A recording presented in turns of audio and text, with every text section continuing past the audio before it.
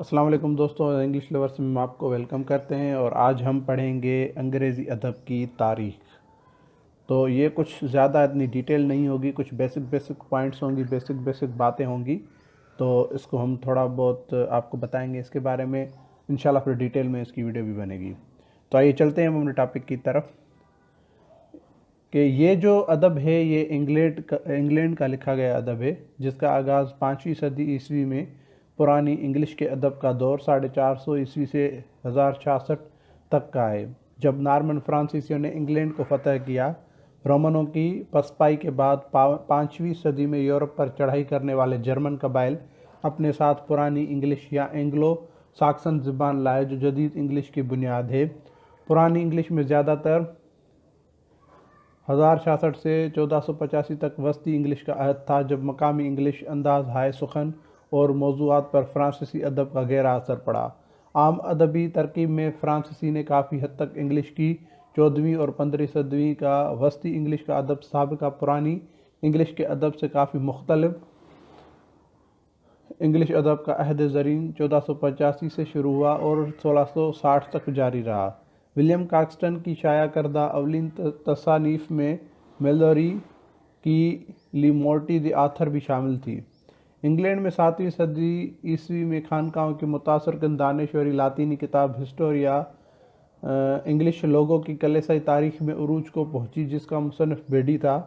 1066 سے 1485 تک وسطی انگلش کا عہد تھا، جب مقامی انگلش انداز، ہائے سخن اور موضوعات پر فرانسیسی ادب کا گہرا اثر پڑا۔ عام ادبی ترکیب میں فرانسیسی نے کافی حد تک انگلش کی جگہ لے لی اور لاطینی زبان نے علم و فضل کی زبان کے طور پر اپنی حیثیت قائم رکھی۔ 14ویں صدی میں جب انگلش دوبارہ حکمران طبقات کی پسندیدہ زبان بنی تو متعدد تبدیلیوں کے عمل سے گزر چکی تھی۔ وسطی انگلش میں بولے جانے والے مختلف لہجے جدید انگلش جیسے تھے اور انہیں آج بھی کسی بڑی مشکل کے بغیر پڑھا جا سکتا ہے۔ 14ویں اور 15ویں صدیوں کا وسطی انگلش کا ادب سابقہ پرانی انگلش کے ادب سے کافی مختلف ہے۔ فرانسیسی اور حتیٰ کہ اطالوی عناصر کی کئی رنگوں نے وسطی انگلش ادب کو متاثر کیا، بالخصوص جنوبی انگلینڈ میں۔ انگلش ادب کا عہد زرین 1485 عیسوی سے شروع ہوا اور 1660 تک جاری رہا۔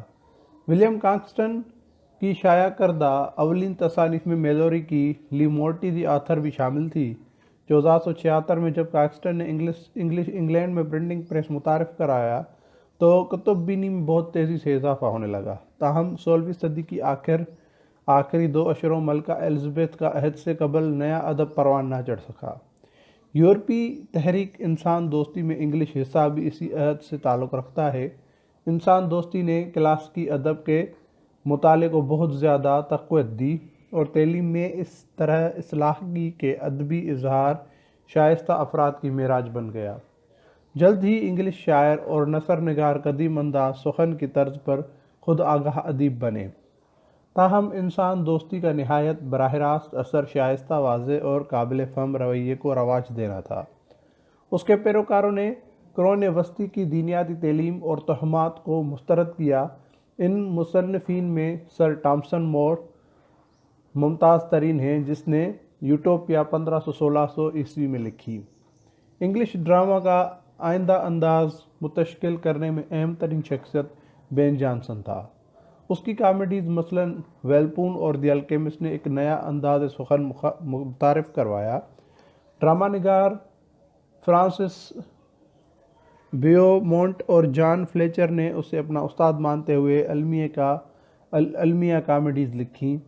نشستہ ثانیہ میں نثر کا اہم ترین کام بائبل کا انگلش ترجمہ تھا، جو 1611 عیسوی میں شائع ہوا اور کنگ جیمز کا متن کہلاتا ہے۔ اس نے بعد کے تمام انگلش مصنفین کو متاثر کیا۔ 1660 میں چارلس دوم کی تخت پر بحالی سے لے کر 1798 کا عہد بحالی کا دور کہلاتا ہے۔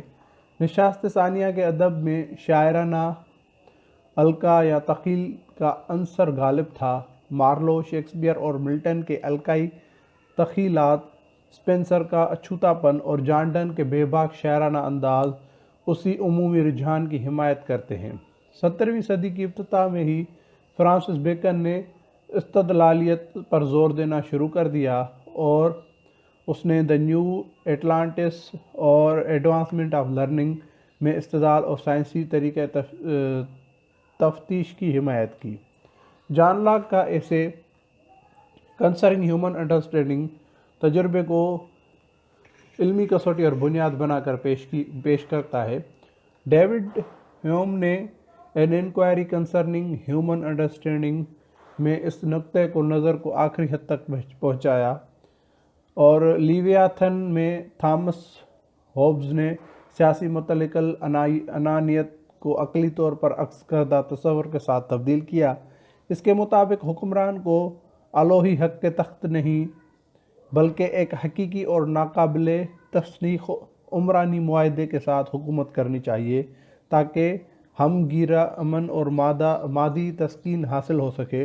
انگلش میں عظیم ترین تاریخی کام غالباً 6 جلدوں پر مشتمل ہیں، جیسے the history of decline and fall of the Roman umpire.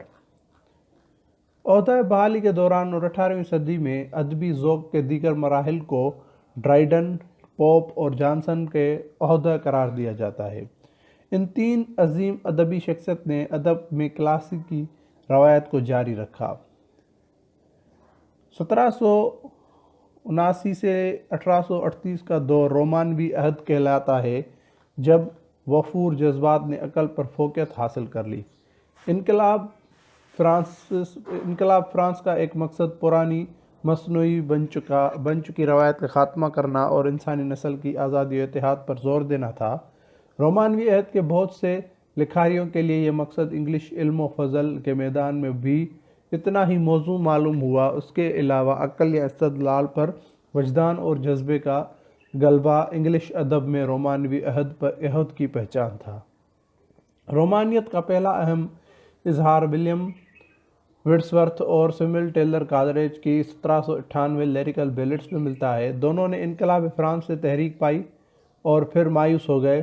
ورڈسورتھ نے بالتخصیص طور پر شاعرانہ زبان استعمال کرنے کے نظریے کو مسترد کیا اور اس کے بجائے روزمرہ زبان کی عام باتوں اور الفاظ کو اہمیت دی۔ سر والٹر اسکاٹ نے سیموئل ٹیلر کالڈریج کی طرح دور کے زمانوں میں مسرت تلاش کی، جیسے the lady of the lake. رومانوی شاعروں کی دوسری نسل کالڈریج، ورڈسورتھ اور اسکاٹ کے برعکس اپنے تمام کیریئرز کے دوران ایک لحاظ سے انقلابی رہی۔ جارج گورڈن اور لارڈ بائرن سماج کے خلاف المیہ بغاوت کی ایک مثال ہیں۔ اسی طرح چائلڈ ہیزارڈ کی نظموں کے مجموعے پلگرم اور ڈان جان میں بھی یہ تاثر موجود ہے۔ اس عہد کا ایک انقلابی شاعر پی بی شیلے دیگر رومانیوں کی سنجیدگی بہت قریب نظر آتا ہے۔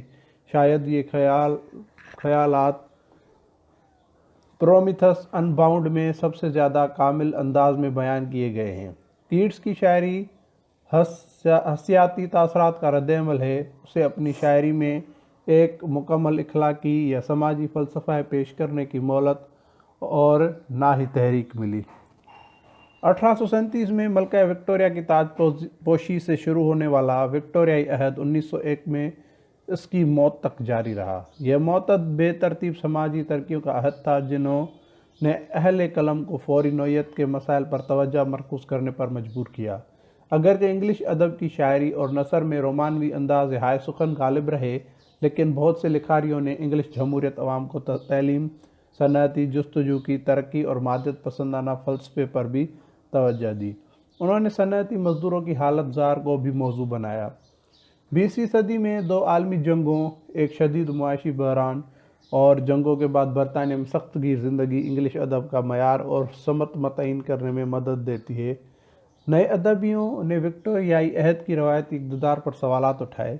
روایتی ادبی انداز اکثر مسترد کیے، ان کی جگہ یکایک نئے انداز اپنائے گئے، کیونکہ ادیب تجربے کی نئی اقسام بیان کرنے کے لیے نئے انداز ہائے سخن کی متمنی تھے۔ ورجینیا وولف، آلڈس ہکسلے اور M M Forster, D H Lawrence, James Joyce, Graham Greene, John Orwell, George Bernard Shaw, Kingsley Amis Doris, Anita Brookners, William Golding وغیرہ وغیرہ